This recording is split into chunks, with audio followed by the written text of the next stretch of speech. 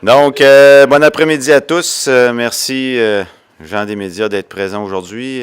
Merci aussi à Olivier de la ville de Baie-Saint-Paul, Frédéric Cahouette du hockey mineur, ainsi que mesdames, des parents qui nous ont amené ces beaux jeunes à Tombay, des Rocales de Charlevoix. Aujourd'hui, on va vous parler un petit peu de la 3e édition de la Coupe d'Or. Qui se tiendra à Baie-Saint-Paul le 8 et 9, 14 et 15 avril prochain. Pour ceux qui ne connaissent pas, avant, on appelait ça la Coupe des Jardins, qui a été pendant 6 ans à Baie-Saint-Paul. Par la suite, c'est un nouveau commanditaire qui est les assurances L'Or, qui sont les régionaux de hockey pour le dans la région de Chaudière-Appalaches, qui regroupe la Ligue QBC, où on aura 7 équipes. La Ligue BC Rive-Nord, 5 équipes. Chaudière-Appalaches, 4 équipes. Rive-Sud et Etchemin, 6 équipes, qui en fait un compte de 22.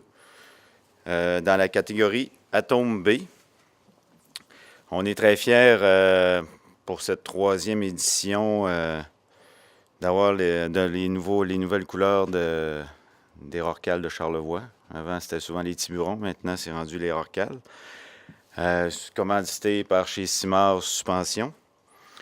Le match d'ouverture se tiendra le samedi 8 avril à 19h à l'Arena Luc et Marie-Claude.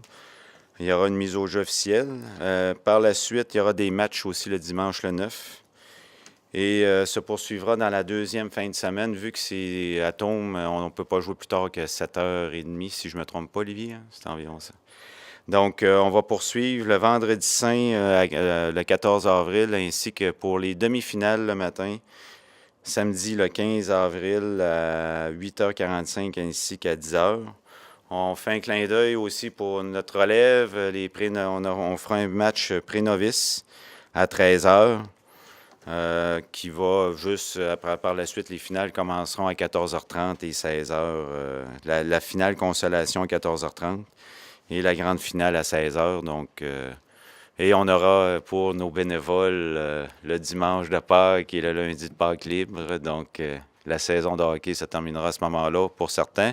Il restera peut-être pour d'autres équipes la Coupe Dodge dans le double lettre. Je voudrais aussi remercier nos partenaires qui est Desjardins, qui est présent depuis de nombreuses années. David, Simard Suspension, un gros merci aussi, qui sont là depuis de nombreuses années. A. Tremblay Frères, Hyundai Jean-Luc Thibault, ça on peut... on va être habitué d'en parler. Donc, aussi à tout l'hôtel Baie-Saint-Paul, où on fait notre conférence de presse, depuis 9 ans, on l'a tout le temps fait ici. On a des retombées économiques importantes, ainsi que le Genévrier. Genévrier, c'est nos deux, au point de vue de l'hébergement, c'est ceux-là qui nous soutiennent le plus durant la saison. Pour la période de l'année, je pense que la saison de ski va s'en aller vers la fin. Et je pense que pour je vais mettre mon chapeau de chambre de commerce un peu, je pense que c'est bon pour les hôteliers, c'est bon pour l'activité économique de la région. Il y a des retombées même à la Malbaie. Il n'y a pas juste des retombées pour Baie-Saint-Paul, un peu aussi sur la côte de Beaupré, des fois qu'il y a des équipes qui réservent là. Donc, ça a un rayonnement régional de faire un événement comme ça, en espérant que l'an prochain, on aura peut-être encore, si le conseil d'administration veut avoir l'événement, soit dans l'Est ou dans l'Ouest, ou conjointement, bien, que cette activité-là se poursuit pour les jeunes. Je pense que c'est un beau moment pour les jeunes qu'ils puissent de vivre ça chez eux, et non des fois d'aller à l'extérieur, à Saint-Anselme ou dans Beauce, ou peu importe, de le vivre chez nous, bien, ça amène aussi, dans cette catégorie-là, c'est le fun parce que les grands-parents suivent et les familles suivent. Donc, on va avoir un petit concours sur certainement de la lancée de la rondelle. On est en train de voir aussi d'autres choses là, pour animer l'événement. Si on fait encore le concours du vélo, on est en train d'arrêter ça dans les prochains jours.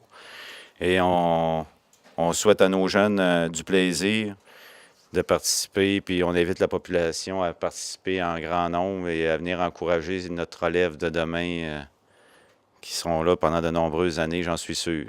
Merci. Je serai disponible pour les questions individuelles par rapport. Oui, s'il y en a qui veulent en faire là tout de suite. Merci. On vient d'avoir votre conférence de presse sur la Coupe d'Or. Dites-moi, est-ce qu'il y a une équipe de Baie-Saint-Paul qui va participer à ce tournoi-là?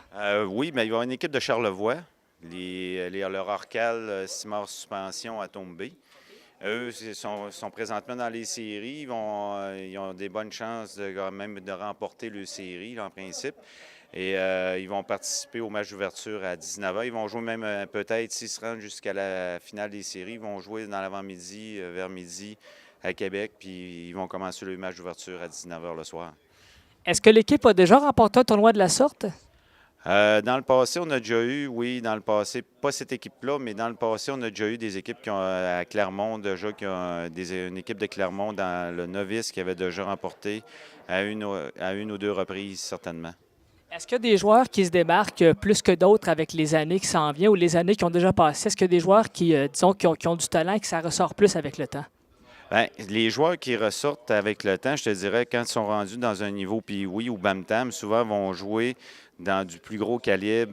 Brendan Tremblay, que je me souviens à l'époque, qui avait fait les régionaux, qui est rendu à Québec, qui joue pour si je ne me trompe pas, pour le Blizzard de Saint-François. Ou il y a certains d'autres jeunes, quand ils sont rendus, qui performent de jeunes novices ou à tombe, bien, quand les parents le veulent bien, parce que c'est des sous, c'est onéreux, mais ils vont jouer dans le 2A souvent à Québec par la suite. Puis quand ils sont rendus à Bantam ou puis Midget, bien, ils sont obligés de prendre résidence là-bas. Je sais que le garçon Martin Filion qui est là aussi à Québec, qui est rendu d'âge Midget, si je ne me trompe pas. Et il y en a d'autres que j'oublie le nom présentement, mais c'est sûr que le fait de se dépasser en fin de saison comme ça, puis d'élever son cran d'un jeu par la suite, mais les jeunes continuent. Il y en a qui font des camps l'été aussi maintenant, plus souvent qu'avant, des camps d'entraînement. Ça s'entraîne quasiment 12 mois par année, un stop hockey. Là. Il y a des camps, même au printemps, quand tu vas finir ta saison, des fois, pour être qualifié pour jouer à Québec, il faut que tu ailles déjà faire un pré-camp au mois de mai, juin. Après ça, tu y retournes à partir du mois d'août. Donc, tu as quasiment un juillet pour te reposer un peu. Là. Exactement. Pouvez-vous rapidement nous rappeler les dates pour la Coupe? Oui, c'est le samedi 8 avril et dimanche 9 avril. Par la suite, la deuxième fin de semaine, ça va être le vendredi saint, le 14 avril, et les demi-finales le matin, le samedi 15 avril. Merci beaucoup. Merci à TVCO d'être présent. Merci.